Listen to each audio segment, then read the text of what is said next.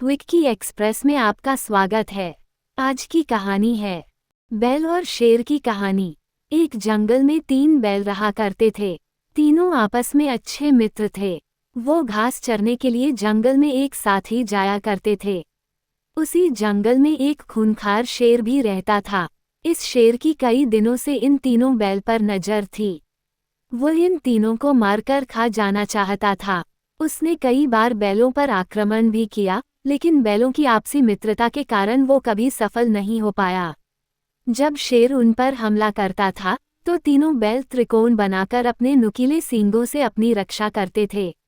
तीनों बैल साथ मिलकर कई बार शेर को भगा चुके थे, लेकिन शेर कैसे भी करके उन तीनों को खाना चाहता था। शेर यह समझ गया था कि जब तक ये तीनों साथ रहेंगे, इन्हें मारा नहीं जा सकता है। इसलिए उसने एक दिन इन तीनों को अलग करने के लिए एक चाल चली। शेर ने बैलों को अलग करने के लिए जंगल में एक अफवाह उड़ा दी। अफवाह ये थी कि इन तीनों बैलों में से एक बैल अपने साथियों को धोखा दे रहा है। बस फिर क्या था, बैलों के बीच इस बात को लेकर शक बैठ गया कि आखिर वो कौन है जो हमें धोखा दे रहा है। एक दिन इसी बात को लेकर तीनों बैलों में झगड़ा हो गया।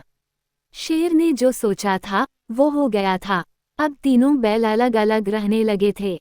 उनकी दोस्ती टूट चुकी थी। अब वो अलग अलग होकर जंगल में चरने जाने लगे थे। बस शेर को इसी मौके का इंतजार था।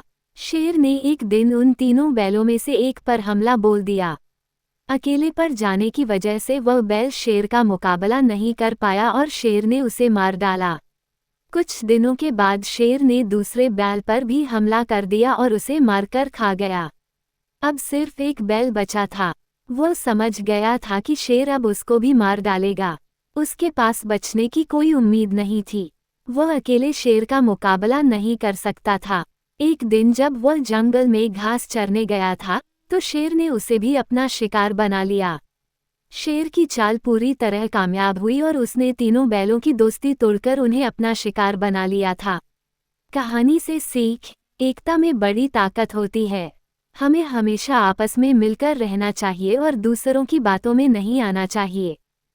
सुनने के लिए धन्यवाद।